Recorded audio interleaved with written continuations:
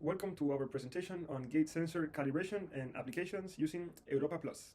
This is for the class Stats512 and we are group number 10. Our members are Gabriel Andrés Torres Rivera, Jorge Enrique Neira Garcia, Ian McGill, and Nicholas Merrick. Previously, Europa was used for socket alignment of lower leg prosthesis. However, because of its wireless nature, it shows potential for the main force sensing unit on an active prosthesis. Important estimates include torque in dorsiplantar flexion, torque in inversion-eversion, and force in the abduction-adduction axis. Data collection was done in a research lab with a force plate-equipped walkway and a motion capture system. Test subjects consisted of 8 simulated amputees fitted with a passive prosthesis with the Europa sensor.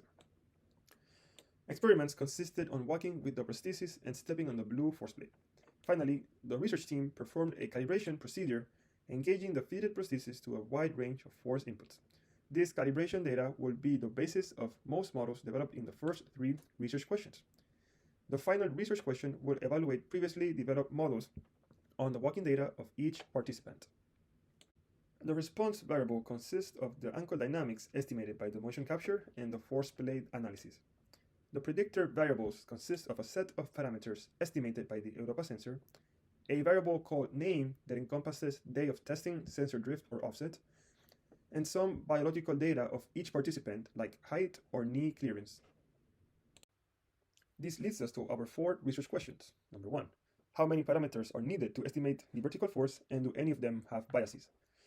Number 2. How accurately can the ground truth torques be predicted using Europa sensor measurements, as well as considering the daily drift that we call names, and the biological data such as Europa top and knee clearance during the calibration movements?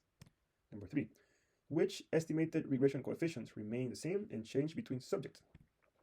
And number 4. How good are the models developed from the calibrations at predicting gait ankle dynamics? Research question number 3. How many parameters are needed to estimate Fy, and do any of them have biases?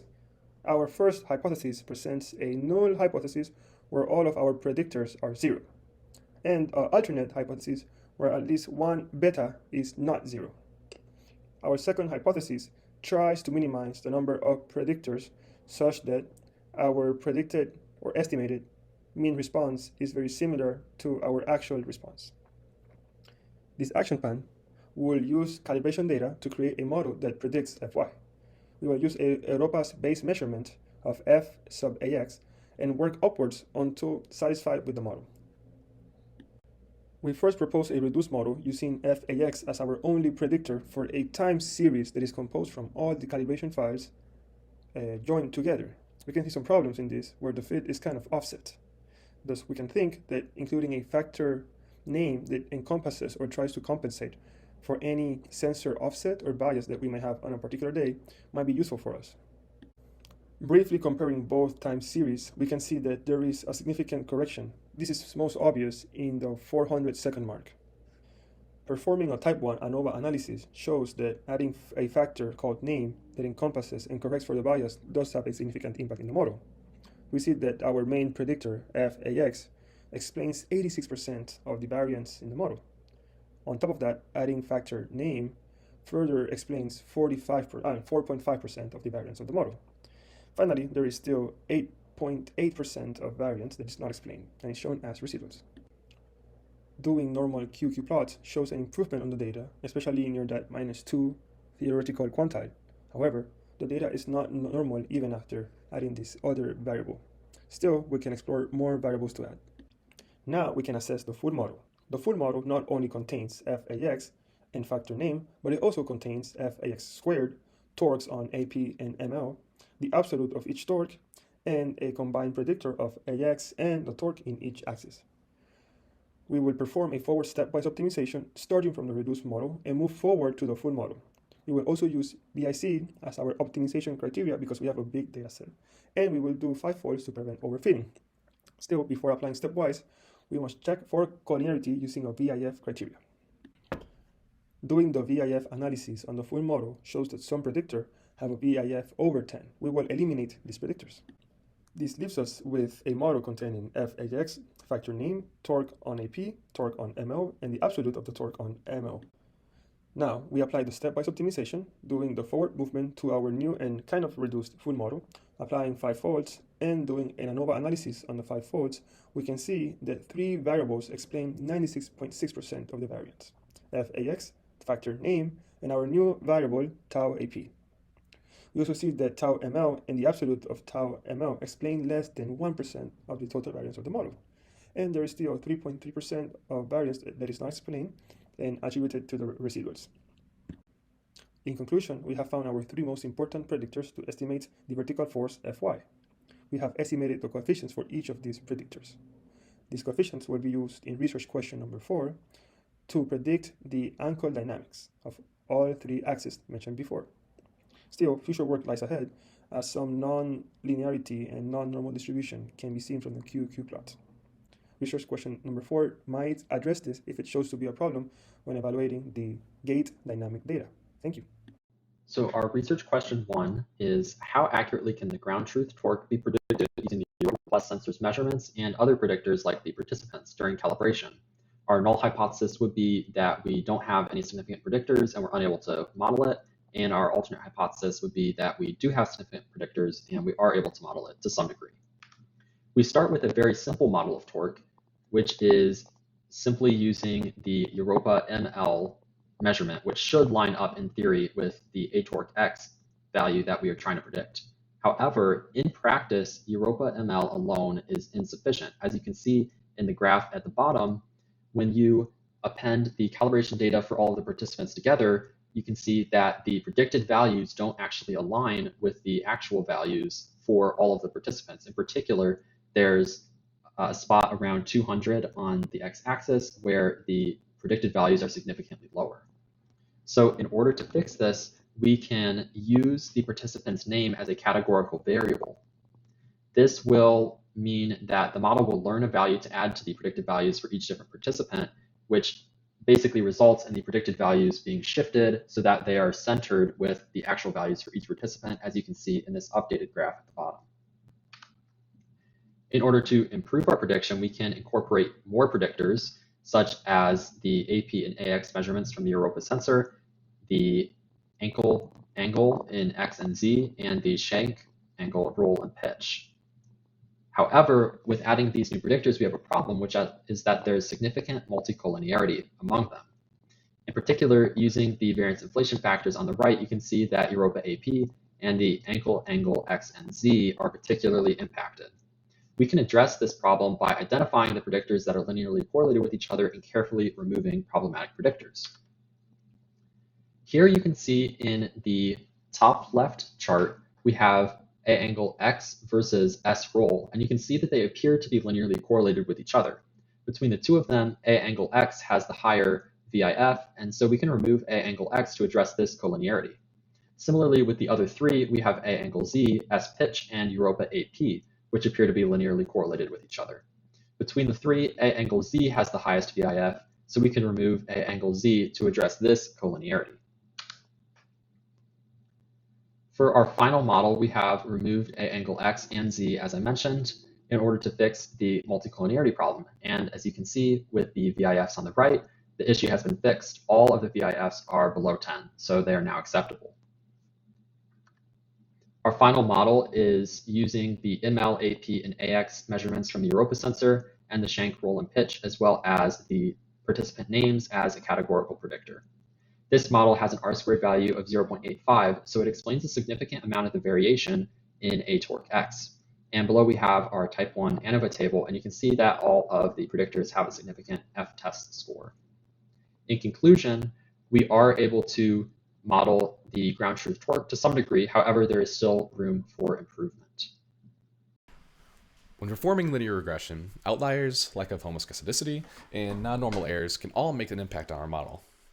To address these potential issues, we decided to consider bootstrapping and multiple forms of robust regression, as these methods can reduce the impact of these data problems. In light of this, for our topic of torque prediction using the Europa Plus sensor, I would like to introduce 3 possible bootstrapping models. The first model is simply bootstrapping applied to our normal OLS regression model. The second model is bootstrapping applied to a robust linear model using an M estimator, which has the benefit of being more robust over outliers. The third model is bootstrapping applied to a different robust linear model, and this one uses a heteroscedastic consistent estimator, and this helps relax the model's assumption of heteroscedasticity. After creating and training these models, we can take a look at the results. First, we can take a look at the coefficient values, bias, standard error amounts, along with the confidence interval for each estimate. Comparing each model, we see that their values are actually really similar. The coefficients in each model falls within every other model's confidence interval, and each confidence interval is significant, and the bias and standard errors are not very far off from each other. Also, the confidence intervals are relatively precise, which is good, and means that we can be more certain of the effect of each estimate in our model. In order to make any judgments on these models, we'll have to take a look more closely at the data. Starting off, we can take the sum of each model's respective absolute bias and the sum of each model's standard error values. Looking at this table, some of the first impressions we have are that the regular model has the least standard error and the most bias of the three.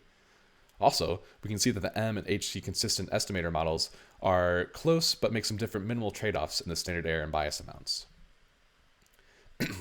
This leads to the question, why is the regular model's standard error lower?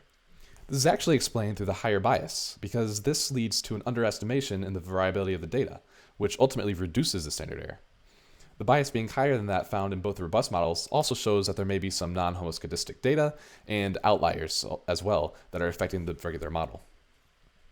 The regular model's high bias leaves us to pick between both of the robust models, and choosing it relies on what you want out of the model. We decided to go for the M estimator regression because it has more of a middle ground trade-off between bias and standard error amounts, and the robustness to outliers will be helpful for our study. Another thing to consider with these models is the QQ plots of our bootstrap models.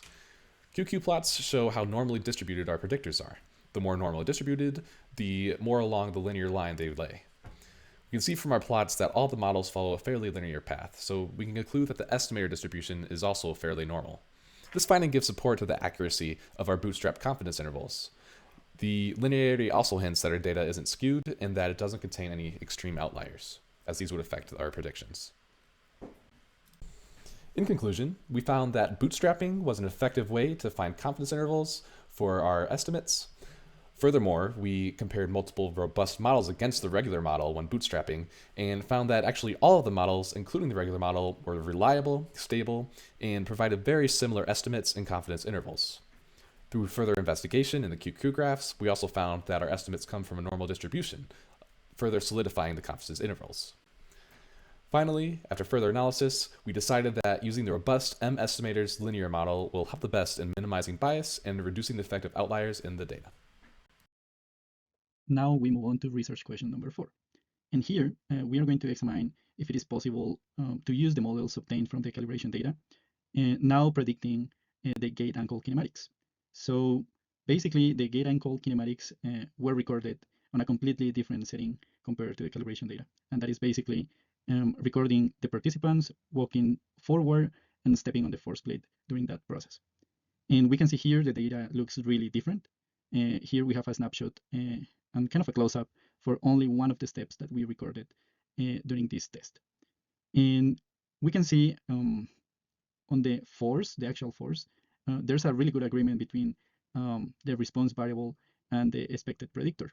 However, for the torques, we are already seeing some challenges that we are going to further examine on this question. And here, the main hypothesis is basically examining the mean of the absolute error compared to a defined tolerance for the estimation. Let's start examining the calibration model working for the actual force Fy and using the step data. So we can see the step data on the left, and we can see the actual one in blue and the predicted one in red. And we can see the prediction is pretty good for most of the data, but there's some problems, some constant offsets for some of the steps.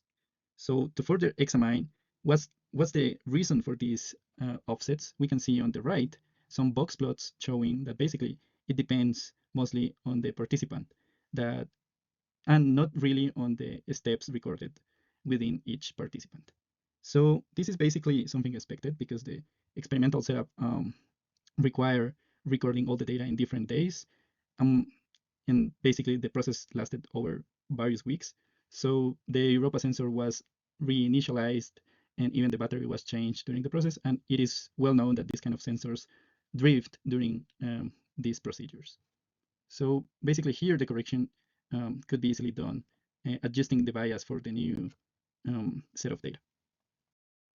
Now moving on, the calibration model used for the estimation of the IE torque under the step data, we can see a completely different story. So there's a lot of difference between the predicted and the actual data. And we can confirm that on the box plots that we have on the right. And we can see there's not much structure this time or something that we can blame these differences between the actual and the predicted values. But we can only see very few steps where the prediction seems to be kind of good. So for this torque, it is well known how difficult it is to estimate or even measure because the magnitudes are really low and basically the sensor will have a lot of issues estimating this value. Finally, we examine the calibration model predicting the dorsiplantar torque using the step data.